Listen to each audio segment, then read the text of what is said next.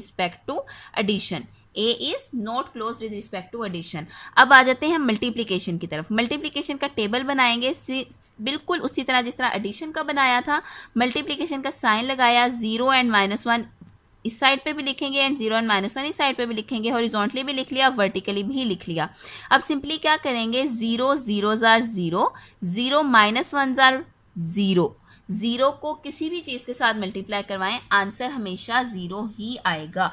Next -1 0s are 0, -1 को -1 से multiply करेंगे तो आंसर आ जाएगा 1, क्योंकि माइनस माइनस प्लस हो जाएगा एंड 1 1s are 1। अब इसका आंसर्स वाला पोर्शन देख लेते हैं। तो इसके आंसर्स हैं ये 4। 0 भी मौजूद है, 0 भी मौजूद है, 0 भी मौजूद है, लेकिन अगर देखा जाए तो 1 जो है वो हमारे पास A में मौजूद नहीं। हम लिखेंगे 1 doesn't belongs to set of A, that's why A is not closed with respect to multiplication। तो ये एक ऐसा सेट है जो ना तो मल्टीप्लिकेशन के लिहाज से क्लोज्ड है और ना ही एडिशन के लिहाज से। नेक्स्ट है हमारे पास पार्ट नंबर 4। पार्ट नंबर 4 में भी हमारे पास दो वैल्यूज़ हैं, एक है 1 और दूसरी है -1। मेरी कोशिश है कि मैं तमाम तर पार्ट्स खुद से करवाऊँ, कोई भी ऐसा क्वेश्चन ना हो जो आपको खुद करना पड़े। इसी वजह से हो सकता है वीडियो में बाज़ जगह मैं स्पीड तेज़ कर दूं वीडियो की, लेकिन कोशिश करूंगी कि वीडियो कम से कम वक्त में कंप्लीट हो जाए। तो देखते हैं अपने नेक्स्ट दोनों पार्ट्स को। सेम पहले की तरह क्या करेंगे, एडिशन का टेबल बनाएंगे और एक साइड पे हम मल्टीप्लिकेशन का टेबल बनाएंगे। जब आपकी प्रैक्टिस हो जाएगी आप दोनों को एक साथ भी चला सकते हो। आप क्या करते हो, एक साइड पर हम मल्टीप्लिकेशन करवा रहे हैं, एक साइड पर एडिशन करवा रहे हैं। ऊपर लिखेंगे 1 -1 1 एंड -1, इस साइड पे भी 1 -1 1 एंड -1। लाइंस लगा ली हमने सेंटर पे। अब सिंपली क्या करना है, प्लस करना है और मल्टीप्लाई करना है। 1 + 1 = 2, 1 + -1 = 0, -1 + 1 = 0 एंड -1 + -1 -2। ठीक है, अब हमारे पास आंसर्स वाला पोर्शन है ये 4 वैल्यूज 2 0 0 एंड -2। आप देख सकते हैं ये चारों वैल्यूज हमारे सेट ए में मौजूद है ही नहीं, मतलब कि चारों ऐसी वैल्यूज हैं, ना 2 मौजूद है, ना 0 मौजूद है, ये 0 और ये -2 भी मौजूद नहीं। इसीलिए हम लिखेंगे that 0 does not belongs to A, साथ ही साथ 2 does not belongs to A और उसके बाद -2 does not belongs to A. इसी वजह से हम लिखेंगे that A is not closed with respect to addition. Clear. अब करते हैं multiplication. 1 1s are 1 1 -1s are -1, -1 1s are -1 -1 -1s are 1। अब बन गया हमारा आंसर्स का ये पोर्शन।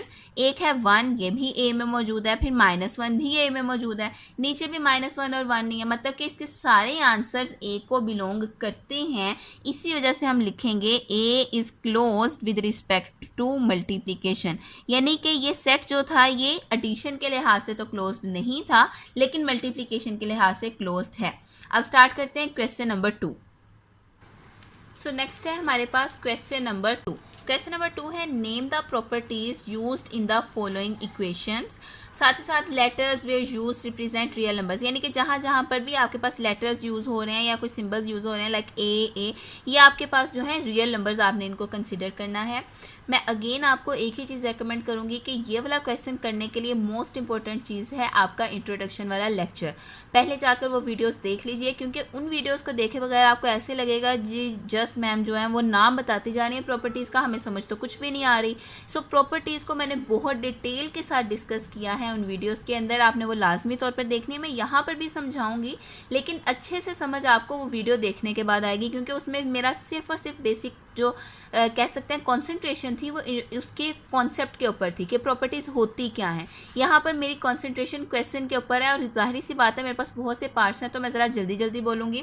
फर्स्ट क्वेश्चन है 4 + 9 = 9 + 4, यानी कि चाहे 4 को 9 में जमा करो या 9 को 4 में जमा करो, दोनों का जवाब एक ही आएगा। तो इस चीज़ को बोलते हैं commutative property with respect to addition. इसका मतलब क्या है, इसका मतलब ये होता है कि आप चाहे दो वैल्यूज़ की, दो चीज़ों की तरतीब कोई भी रख लो, उनको पहले लिख दो बाद में लिख दो, जैसे मर्जी लिखो, लेकिन आंसर जो है वो सेम ही आएगा। इसका मतलब है commutative property with respect to addition. Next है आपके पास a plus 1 plus 3/4 then a plus 1 plus 3/4। इसका भी एक तरह से वही मतलब है, मतलब ये है कि आपके पास अब पहले 2 वैल्यूज थी ना, अब आपके पास 3 है, 1 2 3। अब इन 3 वैल्यूज को आप जिस मर्जी तरतीब में जमा करो, यानी कि चाहे पहले a प्लस 1 कर दो या 1 प्लस 3/4 कर दो, आंसर इक्वल आएगा। इसका मतलब है associative property with respect to addition. क्या मतलब है इसका? Associative property with respect to addition. अगर आप इन प्रॉपर्टीज को समझे बगैर, यानी कि वो वीडियोस देखे बगैर ये क्वेश्चंस करने की कोशिश करोगे तो ये एक तरह से रट्टा ही है, मतलब कि आप क्रैमिंग करोगे, आपको समझ कुछ भी नहीं आएगी। सो वो वीडियोस लाजमी तौर पर देखिएगा। ये क्वेश्चन करवाने की रीज़न है कि आपको इनके आंसर्स का पता होना चाहिए, वरना कॉन्सेप्ट आपका उन्हीं वीडियोस में क्लियर होगा। नेक्स्ट है आपके पास, अगेन अगर आप देख सकते हैं, आपके पास 1 2 3 वैल्यूज दोनों साइड्स पर मौजूद हैं। आप पहली 2 वैल्यूज को पहले जमा करो और फिर तीसरी में प्लस करो, या आखिरी 2 को पहले जमा करो और फिर तीसरी में प्लस करो, आंसर हमेशा क्या आएगा? इक्वल। इसका मतलब भी सेम वही है जो ऊपर वाली प्रॉपर्टी का था, मतलब कि ये भी है associative property with respect to addition. Next है हमारे पास 100 प्लस 0 इज इक्वल टू 100, यानी कि एक ऐसी वैल्यू जिसको किसी भी वैल्यू में जमा करवा दो, आंसर बदलने नहीं वाला, आंसर सेम ही रहेगा। 0 होती है वो वैल्यू जिसको आप किसी में भी जमा करवाओ, आंसर सेम टू सेम आएगा। सो हम यहाँ पर क्या लिखते हैं? ये आइडेंटिटी है। कौन सी आइडेंटिटी? प्लस है ना, सो ये क्या है? एडिटिव आइडेंटिटी, ये एडिशन की आइडेंटिटी है। 0 जो है वो एडिटिव आइडेंटिटी को रिप्रेजेंट करता है, एडिटिव आइडेंटिटी। क्लियर? नेक्स्ट अब हमारे पास पांचवा जो कि है 100 multiply by 1 is equal to 100। अगर आप देखो 100 1s आर 100, यानी कि एक ऐसी वैल्यू जिसको मल्टीप्लाई करवाने के बाद आंसर सेम टू सेम वही आ जाए, तो ये कौन सी प्रॉपर्टी होगी? ये होगी मल्टीप्लिकेटिव आइडेंटिटी की प्रॉपर्टी, यानी कि एक ऐसी प्रॉपर्टी, एक ऐसी वैल्यू जिसको आपने मल्टीप्लाई करवाया और आंसर सेम टू सेम वही आ गया जो पहले भी हमारे पास मौजूद था। अब नेक्स्ट पार्ट लिख लेते हैं। पार्ट नंबर 6 है हमारे पास 4.1 plus minus 4.1 is equal to 0, यानी कि तो ऐसी वैल्यूज को जमा करवाना जिसका जवाब हमारे पास 0 आए, तो इसको बोलते हैं एडिटिव इनवर्स प्रॉपर्टी। यानी कि हमने इसके अंदर इसका इनवर्स ऐड करवाया है, मतलब कि माइनस को ऐड करवाया, इस वजह से हम बोलेंगे कि ये है additive inverse property, additive inverse property. Next है हमारे पास a minus A is equal to 0। Again ये वही प्रॉपर्टी आप देख सकते हैं, a के अंदर a का इनवर्स ऐड करवाया गया, ऑपोजिट साइंस को ऐड करवाया, इस वजह से आंसर आया 0, तो हमने लिखा ये है हमारे पास एडिटिव इनवर्स प्रॉपर्टी। नेक्स्ट आ गया हमारे पास square root 2 multiply by square root 5 is equal to square root 5 multiply by square root 2। ये वही प्रॉपर्टी है जो हमने पहली प्रॉपर्टी की थी, मतलब कि 2 वैल्यूज को किसी भी तरतीब के साथ आप जमा करवाओ, आंसर सेम आएगा। अब सिर्फ डिफरेंस ये है कि पहले वो एडिटिव के लिए थी, यानी कि एडिशन के लिए थी, अब ये है मल्टीप्लीकेशन के लिए। तो आपको याद होना चाहिए हमने पहली प्रॉपर्टी क्या पढ़ी थी? हमने पढ़ा था commutative property with respect to addition, लेकिन यहाँ पर क्योंकि मल्टीप्लीकेशन यूज हो रही है तो हम लिखेंगे commutative property with respect to multiplication, commutative property with respect to multiplication.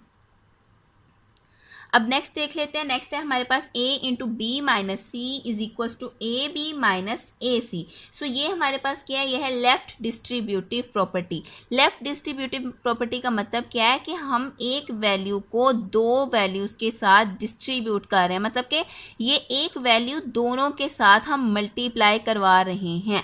Left distributive property, ये a जो है लेफ्ट हैंड साइड पर मौजूद है, आप इसको इस तरह से भी याद रख सकते हैं। a जो है हमारे पास लेफ्ट हैंड साइड पर मौजूद है और इस a को हम b और c के दरमियान डिस्ट्रीब्यूट कर रहे हैं, इस वजह से हम बोल देंगे कि ये लेफ्ट डिस्ट्रीब्यूटिव प्रॉपर्टी है। नेक्स्ट अगर आप देखो तो हमारे पास z जो है वो राइट हैंड साइड पर मौजूद है और इस z को हम x और y दोनों के साथ मल्टीप्लाई करवा रहे हैं, तो हम बोलेंगे कि ये है राइट डिस्ट्रीब्यूटिव प्रॉपर्टी। क्या है ये? Right distributive property. नेक्स्ट है हमारे पास 8 8 को हम क्या करवाएंगे, 8 को मल्टीप्लाई करवाएंगे किसके साथ, 4 के साथ और 5 के साथ।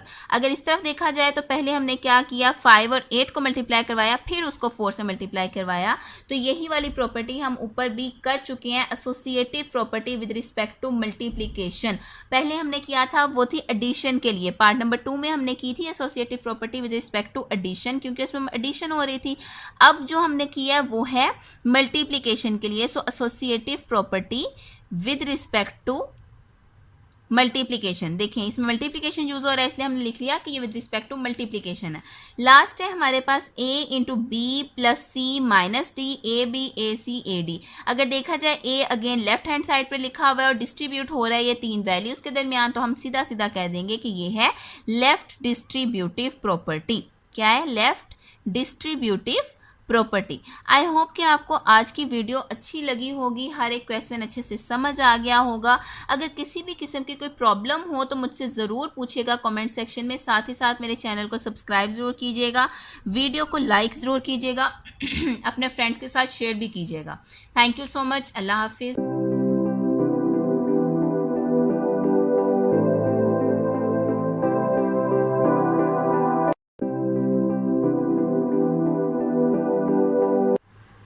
अस्सलामुअलैकुम, my name is Roshni Rauf and welcome to my channel. आज की इस वीडियो में हम स्टार्ट कर रहे हैं यूनिट नंबर 2। बेसिकली सबसे पहले हम इसका इंट्रोडक्शन करेंगे, उसके बाद फर्दर हम काम करना स्टार्ट करेंगे। प्रीवियस चैप्टर यानी कि यूनिट नंबर 1 भी जब मैंने स्टार्ट किया था तो सबसे पहले उसका इंट्रोडक्शन करवाया था। हमेशा की तरह मेरा फोकस सबसे ज़्यादा इंट्रोडक्शन की वीडियोस पर होगा। मैं ज़्यादा से ज़्यादा हर दफ़ा आपको यही रेकमेंड करती हूँ कि सबसे पहले इंट्रोडक्शन की वीडियोस लाजमी तौर पर देखा करें, क्योंकि इंट्रोडक्शन के बगैर यूनिट की आपको अच्छी तरह से समझ नहीं आ सकती। आप एक्सरसाइज तब तक कर ही नहीं सकते जब तक आपके बेसिक कॉन्सेप्ट्स क्लियर ना हों। इसलिए सबसे पहले हम समझते हैं कि यूनिट में हम बेसिकली करेंगे क्या। यूनिट का नाम है सेट्स, फंक्शंस एंड ग्राफ्स, यानी कि इसमें बेसिकली 3 चीज़ें हैं। सबसे पहले जो हमारी फर्स्ट चीज़ है मतलब कि सेट्स, इसको डिस्कस करेंगे। सेट है क्या, a well defined collection of distinct objects is called a set. अब हमारे पास 2 वर्ड्स आए हैं सेट की डेफिनेशन में जिनको एक्सप्लेन करना ज़रूरी है। फर्स्ट वर्ड है वेल डिफाइंड और सेकंड वर्ड है डिस्टिंक्ट। अब इन दोनों का मतलब मैं आपको समझा देती हूँ। वेल डिफाइंड का मतलब होता है एक ऐसी चीज़ जिसे क्लियरली बयान किया गया हो, यानी कि जिसमें किसी भी किस्म की एम्बिग्यूटी मौजूद ना हो। और डिस्टिंक्ट का मतलब होता है जो एक अकेली चीज़ हो, उस जैसी कोई दूसरी चीज़ मौजूद ना हो, यानी कि एक सेट के अंदर एक वैल्यू एक ही दफ़ा आ सकती है, 2 दफ़ा रिपीट नहीं हो सकती। फॉर एग्जाम्पल अगर हम कहें कि एक सेट है हमारे पास 1 2 3 1, हम कहेंगे एक सेट है, तो ये गलत हो जाएगा क्योंकि सेट के अंदर एक वैल्यू एक ही दफ़ा आ सकती है, 2 दफ़ा नहीं। सेट का बेसिकली कॉन्सेप्ट या फिर कह सकते हैं बेसिक रूल ही ये है कि आपके जो एलिमेंट्स हैं, एक तो ये वेल डिफाइंड होने चाहिए, सेकेंडली ये डिस्टिंक्ट होने चाहिए। इसलिए वजह से अगर आप सेट लिखेंगे तो हमेशा डिस्टिंक्ट वैल्यू के साथ लिखेंगे, रिपीटिंग वैल्यूज आप यूज़ नहीं कर सकते। इसके अलावा सेट को डिनोट किया जाता है हमेशा कैपिटल अल्फ़ाबेट के साथ, ABCDEF आप कोई भी नाम रख सकते हो लेकिन वो कैपिटल होना चाहिए। इसके अलावा सेट के जो एलिमेंट्स होते हैं वो स्मॉल अल्फ़ाबेट्स की सूरत में लिखे जाते हैं। आप स्मॉल अल्फ़ाबेट्स भी ले सकते हो, आप कोई भी वर्ड ले सकते हो, किसी शहर का नाम ले सकते हो, यानी कि कोई भी चीज़ बस होना ये चाहिए कि वो डिस्टिंक्ट हो और साथ ही साथ वेल डिफाइंड हो।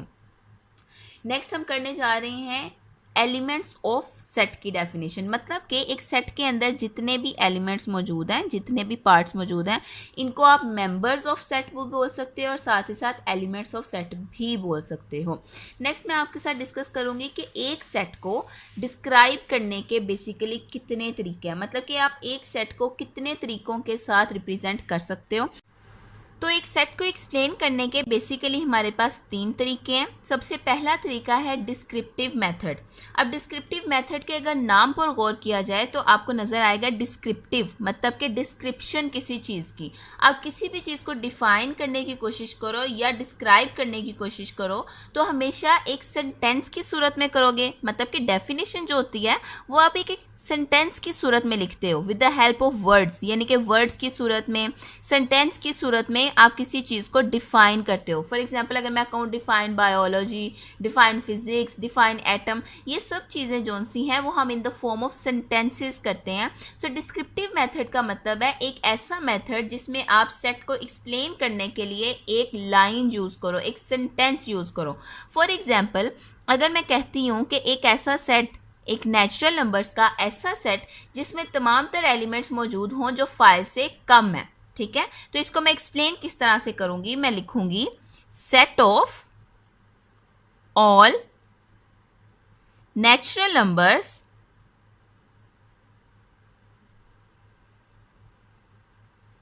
लेस देन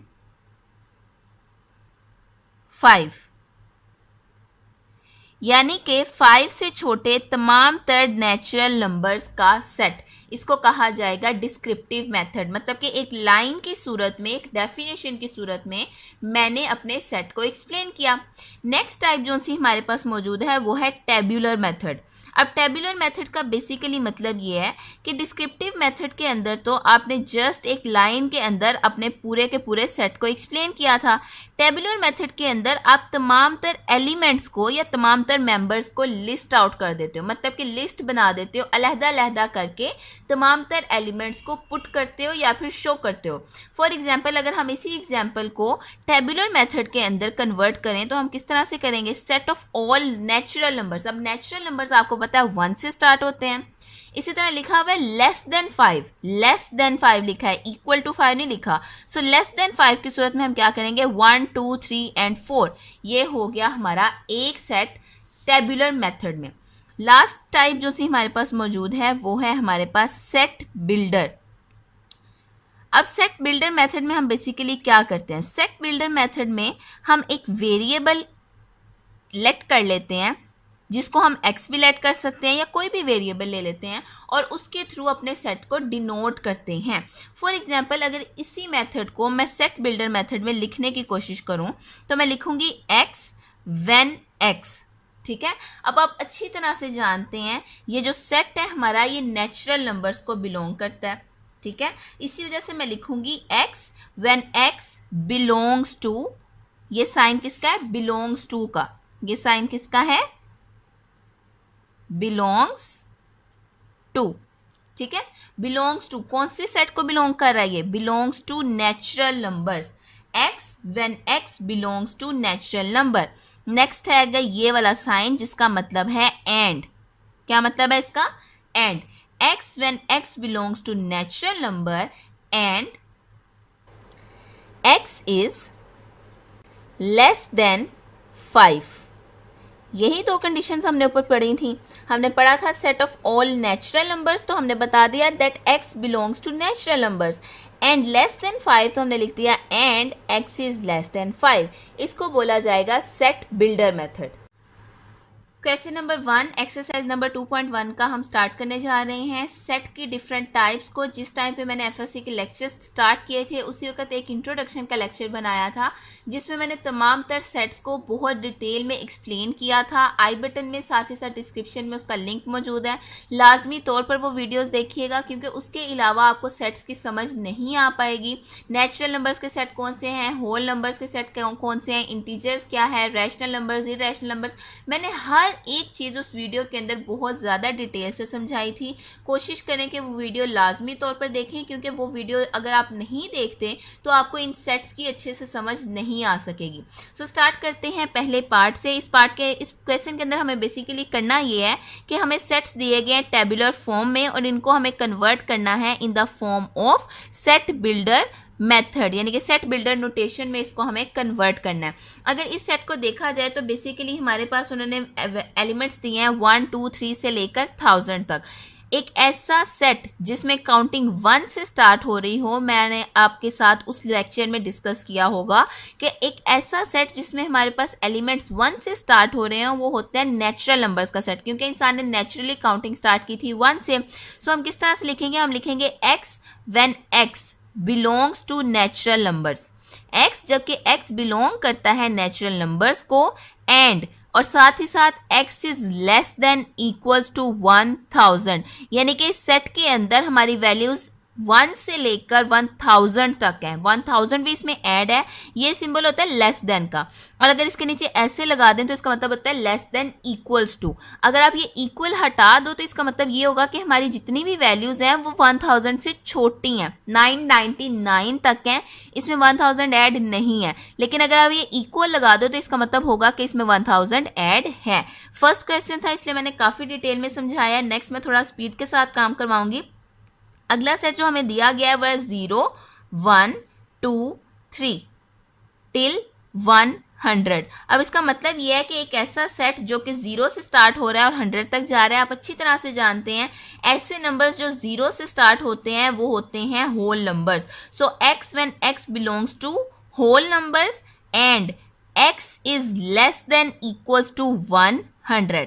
नेक्स्ट हमारे पास जो सा पार्ट है वो है 0 plus minus 1 plus minus 2 plus minus 3 till plus minus 1000। आप अच्छी तरह से जानते हैं जिसमें प्लस और माइनस दोनों की वैल्यूज आ जाएं वो होते हैं इंटीजर्स, और साथ ही साथ उनमें जीरो भी मौजूद होना चाहिए। तो हम अच्छी तरह से जानते हैं कि ये कौन से सेट है, ये है इंटीजर्स का सेट। अब एक चीज जो आपको अब शुरू में मैं समझाना चाहूंगी वो है प्लस माइनस 1000। आप जानते हैं नंबर लाइन में हमारे पास हमेशा लेफ्ट हैंड साइड पर नेगेटिव होता है, सेंटर में होता है पॉजिटिव, और इस तरफ होता है सेंटर में होता है 0 और इस तरफ होता है पॉजिटिव। इसका मतलब यह है कि हमारे पास यहाँ पर नेगेटिव 1000 से लेकर जो रेंज है वो है पॉजिटिव 1000 तक। अब इस सेट को हम लिखते हैं सेट बिल्डर नोटेशन के अंदर। किस तरह से लिखेंगे, हम लिखेंगे x when x belongs to integers, integers को रिप्रेजेंट किया जाता है z के साथ, एंड और साथ ही साथ x की जो हमारी रेंज है वो है -1000 से लेकर +1000 तक। अब एक चीज आपको अच्छी तरह से याद रखनी है वो है ये इक्वल्स। इसकी रीजन ये है कि हमारे पास -1000 और साथ ही साथ +1000 इस सेट के अंदर ऐड थे, इस वजह से हम इनके नीचे क्या लगाएंगे, इक्वल्स लगाएंगे। इसके बाद अब हम क्या करने जा रहे हैं, चौथा पार्ट करेंगे। चौथे पार्ट में उन्होंने हमें दिया हुआ है 0 -1 -2 -3 टिल -500। अब आप अच्छी तरह से जानते हैं नेगेटिव वैल्यूज हमेशा इंटीजर्स का पार्ट होती हैं। नेचुरल नंबर्स में नेगेटिव वैल्यूज तो मौजूद ही नहीं होती, और नेगेटिव वैल्यूज जैसा कि हमने यहाँ पर नंबर लाइन बनाई थी हमेशा लेफ्ट हैंड साइड पर मौजूद होती हैं, और इधर होता है 0। मतलब कि हमारे पास जो वैल्यूज मौजूद हैं वो कुछ इस तरह से होंगी, -500 से लेकर 0 तक। अब इसको लिखते हैं सेट बिल्डर नोटेशन में। किस तरह से लिखेंगे, x when x belongs to integers and -500 is less than equals to x and x is less than equals to 0। Next जो हमारे पास क्वेश्चन है वो है क्वेश्चन नंबर 5। क्वेश्चन नंबर 5 में हमारे पास उन्होंने क्या बोला है, उन्होंने हमें दिया है 100 101 102 टिल 400। इसका मतलब यह है कि हमने काउंटिंग 100 से स्टार्ट करनी है और जाना है 400 तक। अगर नंबर लाइन हम बना लें, फॉर एग्जांपल हमारे पास यहाँ पर तो था 0, यहाँ पर पॉजिटिव नेगेटिव वैल्यूज हैं और दूसरी तरफ कौन सी वैल्यूज हैं, पॉजिटिव वैल्यूज है। मतलब कि हमारी ये सारी पॉजिटिव वैल्यूज हैं। फॉर एग्जांपल यहाँ से 100 स्टार्ट हुआ और गया कहाँ तक, 400 तक। हमारी रेंज है 100 से लेकर 400। सेट बिल्डर नोटेशन में किस तरह से इसको रिप्रेजेंट करेंगे, x when x belongs to. अब मुझे एक चीज आपने अच्छी तरह से याद रखनी है और मैं आपको एक्सप्लेन भी कर देती हूँ। एक ऐसी काउंटिंग जो बिल्कुल सीधी सीधी जा रही है, मतलब कि 100 101 102 103 104, इसका मतलब यह है कि ये बिलोंग करती है नेचुरल नंबर्स के सेट को। x when x belongs to natural numbers and, ठीक है, साथ ही साथ इसकी कंडीशन क्या है, इसकी कंडीशन है कि 100 is less than equals to x and x is less than equals to 400। Next अब हम 6th पार्ट करेंगे। सिक्स पार्ट में है हमारे पास -100, -101, -102। आप अच्छी तरह से जानते हैं नेगेटिव वैल्यूज हमेशा इंटीजर नंबर्स का पार्ट होती हैं, और अगर नंबर लाइन के ऊपर देखा जाए कि ये कहाँ पर मौजूद हैं तो ये हमेशा लेफ्ट हैंड साइड पर आपको मिलेंगी। अब एक चीज़ जो आप अच्छी तरह से जानते हैं वो ये है कि नेगेटिव वैल्यू जितनी बड़ी होती जाए वो बेसिकली उतनी ही छोटी होती है। मतलब कि हम इसको किस तरह से रिप्रेजेंट करेंगे, हमारे पास -100 जो है वो यहाँ पर आएगा, और इसी तरह -500 जो है वो कुछ इस तरह से होगा। मतलब कि 100 यहाँ से स्टार्ट होके 500 तक हमारे पास जो है वो है रेंज इस सेट की। तो हम इसको किस तरह से रिप्रेजेंट करेंगे, x when x belongs to integers and -500 is less than equals to x and x is less than equals to -100। मतलब कि -500 से -100 के सेंटर में जितनी भी वैल्यूज हैं वो सब की सब इस सेट का पार्ट है। सेवंथ पार्ट जो हमें दिया गया है वो है शहरों के नाम, जो कि हैं पेशावर, उसके बाद लाहौर, कोयटा एंड कराची। अगर आप इन नामों को अच्छे से गौर से देखें तो आपको आइडिया हो गया होगा कि ये चारों नाम जो से हैं वो पाकिस्तान के 4 सूबों के कैपिटल्स हैं, मतलब कि प्रोविंसेस के ये कैपिटल्स हैं। इनको सिंपली आप किस तरह से रिप्रेजेंट करेंगे, x when x is a capital, यानी कि x जबकि x एक कैपिटल है, किस चीज का कैपिटल है, ऑफ अ प्रोविंस, एक सूबे का कैपिटल है। किस सूबे का, यानी कि किसके सूबे का, प्रोविंस ऑफ पाकिस्तान, यानी कि x when x is the province is the capital of a province of Pakistan. Next हमारे पास पार्ट नंबर है 8। अब 8 में जो हमारे पास पार्ट है वो है जनवरी, जून, जुलाई। ये तो हमें साफ साफ नजर आ रहा है कि ये हमारे पास मंथ्स के नेम है, बट ये मंथ्स के नेम जो से हैं वो किस तरतीब में है और इनमें क्या सिमिलैरिटी मौजूद है। इनमें सिमिलैरिटी मौजूद है जे की, मतलब कि साल के उन महीनों के नाम जो स्टार्ट होते हैं अल्फाबेट जे के साथ। तो हम कुछ इस तरह से लिखेंगे, x when x is, यानी कि x जब x है, a month एक महीने का नाम, ठीक है, ऑफ ईयर साल के एक महीने का नाम, बिगिंस विद जे जो कि शुरू होता है अल्फाबेट जे के साथ। साल के ऐसे महीनों के नाम जो कि जे के अल्फाबेट्स के साथ शुरू होते हैं, हाँ ये है उनका सेट। पार्ट नंबर 9 है हमारे पास the set of all odd natural numbers. अब ऑल ऑड नेचुरल नंबर्स का मतलब यह है कि एक ऐसा सेट जिसमें तमाम तर ऑड नेचुरल नंबर्स मौजूद हों। एक चीज़ जो मैं आपको बता दूं वो ये है कि पहला पार्ट हमें ऐसा मिला है जिसके अंदर डिस्क्रिप्टिव मेथड यूज हुआ है। डिस्क्रिप्टिव मेथड आपको याद होगा, मैंने आपको बताया था, एक ऐसा मेथड जिसमें सेट को एक्सप्लेन करने के लिए एक सेंटेंस यूज किया जाए तो वह डिस्क्रिप्टिव मेथड कहलाएगा।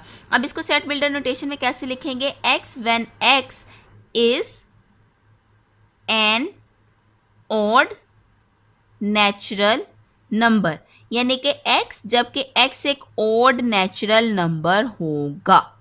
क्लियर। अब नेक्स्ट हमारे पास 10th पार्ट है जिसके अंदर उन्होंने हमें बोला the set of all rational numbers, the set of all rational numbers. अब रैशनल नंबर्स को आप अच्छी तरह से जानते हैं रिप्रेजेंट किया जाता है with the help of Q alphabet.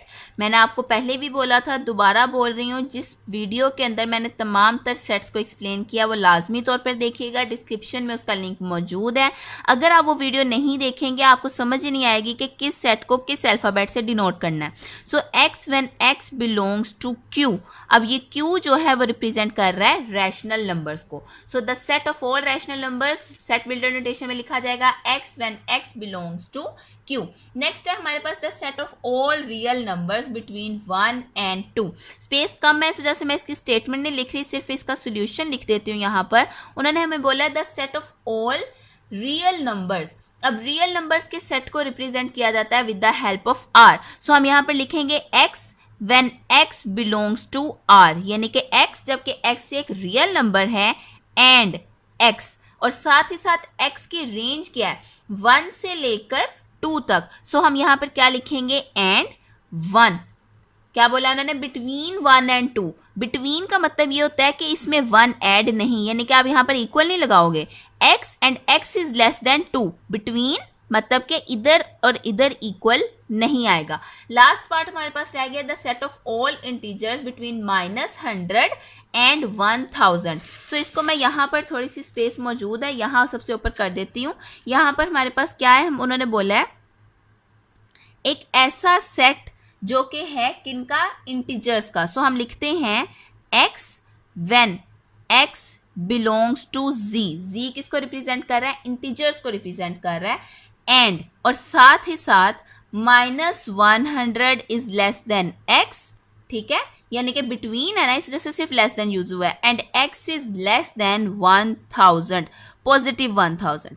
Clear. अब हमारे पास question number 1 with all parts, यानी कि हमने तमाम तर पार्ट्स इसके अंदर सॉल्व किए हैं, सॉल्व हो चुके हैं। नेक्स्ट वीडियो में इंशाल्लाह ताला हम नेक्स्ट पार्ट्स को सॉल्व करेंगे और नेक्स्ट क्वेश्चंस के भी तमाम तर पार्ट्स को मैं सॉल्व करवाने की कोशिश करूंगी।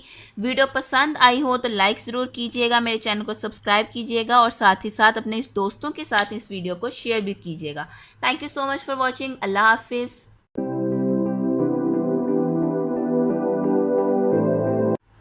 अस्सलामुअलैकुम, my name is Roshni Rauf and welcome to my channel. आज की इस वीडियो में हम स्टार्ट करने जा रहे हैं क्वेश्चन नंबर 3। प्रीवियस वीडियो में क्वेश्चन नंबर 1 और क्वेश्चन नंबर 2 को हमने कम्प्लीटली सॉल्व कर लिया था। अगर किसी किस्म की कोई प्रॉब्लम हो या कोई चीज़ समझ में ना आई हो तो मुझसे कमेंट सेक्शन में ज़रूर पूछिएगा। इसके अलावा कोई ऐसी वीडियो जो यानी कि कोई ऐसी एक्सरसाइज या कोई ऐसा यूनिट जो आप चाहते हैं कि मैं पहले सॉल्व कर दूँ या पहले अपलोड कर दूँ तो मुझे कमेंट सेक्शन में ज़रूर बताइएगा, मैं उससे रिलेटेड वीडियोज़ पहले अपलोड कर दूँगी। आज का क्वेश्चन है, name the properties used in the following inequalities. आप देख सकते हैं क्वेश्चन नंबर 3 भी प्रॉपर्टीज से ही रिलेटेड है, यानी कि अगर आपको एक्सरसाइज 1.1 करनी है तो आपको पहले प्रॉपर्टीज सीखना होंगी। मैंने इक्वालिटीज एंड इनइक्वालिटीज से रिलेटेड जितनी भी प्रॉपर्टीज हैं उससे रिलेटेड एक वीडियो बनाई है जो कि आई बटन में भी और साथ ही साथ डिस्क्रिप्शन में भी मौजूद है। लाजमी तौर पर देखिएगा ताकि आपको इस क्वेश्चन की अच्छे से समझ आ सके। पहला पार्ट है हमारे पास -3 is less then -2, it implies that 0 is less then 1। एक चीज़ मैं आपको क्लियर कर दूं, इसका जो आंसर है वो जस्ट एक प्रॉपर्टी का नाम है, लेकिन वो नाम आएगा कैसे वो मैं आपको समझाने लगी हूँ। जितना भी मैं अभी काम करूँगी वो जस्ट रफ वर्क होगा, वो आपको नीट में नहीं करना। आपको जस्ट प्रॉपर्टी का नेम लिखना है, लेकिन उस नेम को लिखने के लिए आपको पहले समझने की ज़रूरत है कि बेसिकली वो आया कैसे है। अब आप समझ लें कि आपके पास क्वेश्चन के 2 पार्ट्स हैं, एक ये है और दूसरा ये है। इसको समझ लें कि ये है आंसर और इसको समझ लें कि ये है क्वेश्चन। ठीक हो गया। अब क्वेश्चन है हमारे पास -3। अब अगर मुझे -3 को कन्वर्ट करना हो 0 में तो मैं क्या करूँगी, मैं इसमें ऐड कर दूंगी 3 को, फिर लेस देन -2। अब क्योंकि +3 मैंने इस साइड पे किया है तो मैं इस साइड पे भी 3 को ऐड करवा दूंगी। ठीक है, ऑटोमेटिकली जब 3 से कटेगा तो 0 आ जाएगा और -2 + 3 क्या हो जाएगा, 1। लेकिन इस आंसर को बनाने के लिए मैंने कौन सा ऑपरेशन यूज़ किया, मैंने वो यूज़ किया था एडिशन का ऑपरेशन। ऐसा ही है, इसी वजह से मैं कहूँगी इसमें जो प्रॉपर्टी यूज़ हुई है वो है एडिटिव प्रॉपर्टी। कौन सी प्रॉपर्टी है, एडिटिव प्रॉपर्टी। क्यों, क्योंकि आंसर बनाने के लिए मुझे एडिशन का ऑपरेशन यूज़ करना पड़ा। नेक्स्ट है हमारे पास पार्ट नंबर 2 जिसमें क्वेश्चन है हमारे पास -5 इज लेस देन -4।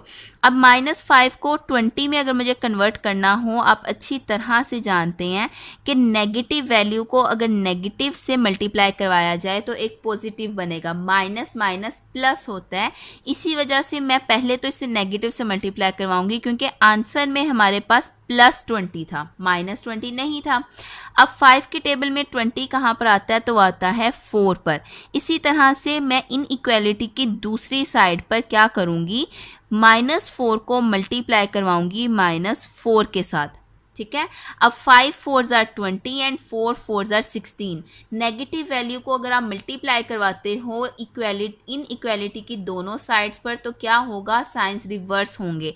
अगर लेस देन है तो वो कन्वर्ट हो जाएगा ग्रेटर देन में, अगर ग्रेटर देन हो तो वो कन्वर्ट हो जाता है लेस देन में। अब क्योंकि हमारे पास आंसर आया है मल्टीप्लाई करवाने की सूरत में, इसलिए हम लिखेंगे कि इस क्वेश्चन में जो प्रॉपर्टी यूज हुई है उसका नाम है मल्टीप्लिकेटिव प्रॉपर्टी। कौन सी प्रॉपर्टी, मल्टीप्लिकेटिव प्रॉपर्टी। नेक्स्ट है हमारे पास क्वेश्चन 1 इज ग्रेटर देन -1, यानी कि हमें क्या करना है, हमें सिंपली लिख लेना है 1। अब 1 को कन्वर्ट अगर मुझे करना हो -3 में तो हम सब अच्छी तरह से ये चीज़ समझ सकते हैं। अब क्योंकि हम 2 पार्ट्स कर चुके हैं तो अब आपको बहुत क्लियर हो चुका होगा, तो मैं इसमें ऐड करवा दूंगी -4 को, plus minus minus and 1 -4, answer is -3। उसके बाद ग्रेटर देन -1, ये वाला -1 लिखा मैंने। अब क्योंकि एक साइड पे मैंने -4 को ऐड करवाया तो मैं दूसरी साइड पे भी -4 को ही ऐड करवाऊंगी। Plus minus minus 1 -4, answer is -3। Clear. उसके बाद -1 -4, आंसर इज -5। लेकिन ये आंसर आया कैसे, ये आंसर आया है ऐड करवाने से। किसको, -4 को ऐड करवाने से। इसी वजह से हम कहेंगे कि इसमें जो प्रॉपर्टी यूज हुई है वो है एडिटिव प्रॉपर्टी। क्लियर। अब नेक्स्ट पार्ट हम करते हैं। नेक्स्ट पार्ट में हमारे पास मौजूद है a इज लेस देन 0 और इसको कन्वर्ट करना है हमें नेगेटिव a में। तो a नेगेटिव a में कैसे कन्वर्ट होगा, a मल्टीप्लाई बाय -1। ठीक है। अब -1 अगर इन इक्वालिटी के एक साइड पे मल्टीप्लाई करवाया तो जाहिर सी बात है मैं दूसरी साइड पे भी मल्टीप्लाई करवाऊंगी, ऐसा ही है। और जब नेगेटिव वैल्यू को मल्टीप्लाई करवाया जाता है तो साइंस जो होते हैं वो रिवर्स हो जाते हैं, इसलिए ये बन गया ग्रेटर देन। अब बेसिकली आंसर आया मल्टीप्लाई करवाने की वजह से, इसलिए हम बोलेंगे कि इसमें जो प्रॉपर्टी यूज हुई है वो है मल्टीप्लिकेटिव प्रॉपर्टी। नेक्स्ट अब आ गया हमारे पास part number 5। a is greater than b, it implies that 1 over a is less than 1 over b। Denominator में हमारे पास a भी है, सिंपली आप क्या करेंगे, a को मल्टीप्लाई करवा देंगे 1 over a b के साथ। इसी तरह ग्रेटर देन b को भी मल्टीप्लाई करवाएंगे 1 over a b के साथ। b से कैंसिल हो जाएगा तो 1 over a आ जाएगा, a से कैंसिल हो जाएगा तो 1 over b आ जाएगा। लेकिन बेसिकली आंसर आया कैसे, मल्टीप्लाई करवा के, इसलिए हम लिखेंगे कि ये है मल्टीप्लिकेटिव प्रॉपर्टी। लास्ट पे हमारे पास a is greater than b, it implies that negative a is less then negative b, यानी कि हम a को मल्टीप्लाई करवाएंगे -1 के साथ। इसी तरह हम क्या करेंगे, b को भी मल्टीप्लाई करवा देंगे -1 के साथ। अब नेगेटिव वैल्यूज को जब हम दोनों साइड पर मल्टीप्लाई करवाएंगे तो क्या हो जाएगा, हमारा साइन रिवर्स हो जाएगा, ग्रेटर देन कन्वर्ट हो जाएगा लेस देन में। आंसर क्योंकि मल्टीप्लाई करवाने पर आया इस वजह से हम लिखेंगे इसमें जो प्रॉपर्टी यूज हुई है वो है मल्टीप्लिकेटिव प्रॉपर्टी। ये हो गया हमारा क्वेश्चन नंबर 3 कंप्लीट। आई होप आपको अच्छे से समझ आया होगा। अगर कोई प्रॉब्लम हो तो कमेंट सेक्शन में जरूर पूछिएगा। नेक्स्ट हम स्टार्ट करने जा रहे हैं क्वेश्चन नंबर 4। क्वेश्चन नंबर 4 है हमारे पास, prove the following rules of addition. ठीक है। फर्स्ट पार्ट इसका देखते हैं, a over c plus b over c is equals to a plus b over c। Basically ये एक सिंपल सा एलसीएम वाला क्वेश्चन है जो आप बहुत सिंपली एक स्टेप में इसको सॉल्व कर सकते हो, बट डिफरेंस है इसकी स्टेटमेंट का, यानी कि हमें रूल्स ऑफ एडिशन को यूज़ करते हुए दोनों साइड्स को इक्वल प्रूफ करना है। वो कौन सी प्रॉपर्टीज़ हैं जिसके तहत हम ये क्वेश्चन कर सकते हैं। सो हम स्टेप बाय स्टेप स्टार्ट करेंगे और कोशिश करेंगे कि अपनी प्रॉपर्टीज़ को स्टेप बाय स्टेप इनके साथ लिखते जाएं। अगेन यहाँ पर प्रॉपर्टीज़ यूज़ होने वाली हैं, प्रॉपर्टीज़ वाली वीडियोज़ लाजमी तौर पर देखिएगा। हमारे पास है a ओवर c। ठीक है। आप देख सकते हैं इन दोनों का डिनोमिनेटर सेम है, इसी वजह से हम न्यूमरेटर को अलहदा लिखते हैं, मतलब कि a को अलहदा लिखेंगे एंड 1 ओवर c को अलहदा लिखेंगे, मतलब कि न्यूमरेटर और डिनोमिनेटर को हमने अलहदा कर दिया। इसी तरह से b multiply by 1 over c, 1 over c को हमने दोनों में कर लिया है सेपरेट। अब बेसिकली ये कौन सी प्रॉपर्टी यूज हुई है, यहाँ पर यूज हुई है मल्टीप्लिकेटिव प्रॉपर्टी। कौन सी प्रॉपर्टी यूज हुई है, मल्टीप्लिकेटिव प्रॉपर्टी। अब नेक्स्ट स्टेप में हम क्या करेंगे, ये 1 ओवर c जोन सा है ये इन दोनों में कॉमन है, बिल्कुल एक जैसा है। इसी वजह से इस 1 ओवर c को हम क्या करेंगे, ब्रैकेट से बाहर निकाल देंगे। अंदर होगा हमारे पास a प्लस b और बाहर होगा हमारे पास 1 ओवर c। ठीक है, a प्लस बी के साथ 1/c क्या हो जाएगा, मल्टीप्लाई। अब आप यहाँ पर देख सकते हैं ये 1/c जोन सा है ये ब्रैकेट से बाहर है और इन दोनों वैल्यूज के साथ ये मल्टीप्लाई हो सकता है, इसी वजह से इसको हम कौन सी प्रॉपर्टी बोलेंगे, हम बोलेंगे डिस्ट्रीब्यूटिव प्रॉपर्टी। हमने पढ़ा था कि एक ऐसी वैल्यू जो ब्रैकेट से बाहर हो, चाहे वो लेफ्ट साइड पर है या राइट साइड पर, और अंदर वाली दोनों वैल्यूज के साथ मल्टीप्लाई हो रही हो, तो हम बोलेंगे यहाँ पर डिस्ट्रीब्यूटिव प्रॉपर्टी यूज हुई है।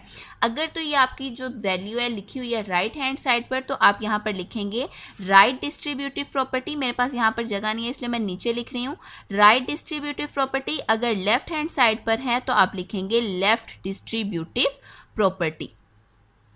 क्लियर, यहाँ पर यूज हुई है राइट डिस्ट्रीब्यूटिव प्रॉपर्टी। अब नेक्स्ट हम क्या करेंगे, a प्लस बी वन जार a plus B over C. अब हमारे पास क्या आ गया, a plus B over C equals to right hand side, यानी कि हमारा आंसर जो है वो राइट हैंड साइड के इक्वल आ चुका है। अब हम करने जा रहे हैं अपने सेकंड क्वेश्चन। अच्छा जी, नेक्स्ट पार्ट है हमारे पास a over b plus c over d is equal to a d plus b c over b d. एक चीज़ जो आपको अच्छी तरह से याद रखनी है वो ये है कि इस क्वेश्चन में हमारा डिनोमिनेटर डिफरेंट है, फर्स्ट पार्ट में डिनोमिनेटर सेम था।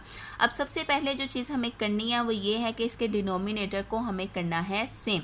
उसके लिए हम क्या करेंगे, a ओवर b को बेसिकली हम लिखेंगे कि अगर हम इसको मल्टीप्लाई करवा दें 1 के साथ तो भी इस पर कोई इफेक्ट नहीं होगा, मतलब कि a ओवर b को अगर a से 1 से मल्टीप्लाई भी करवा दें तो फिर भी वैल्यू वैसे की वैसे ही रहेगी। इसी तरह c ओवर d को भी 1 से मल्टीप्लाई करवाया जा सकता है।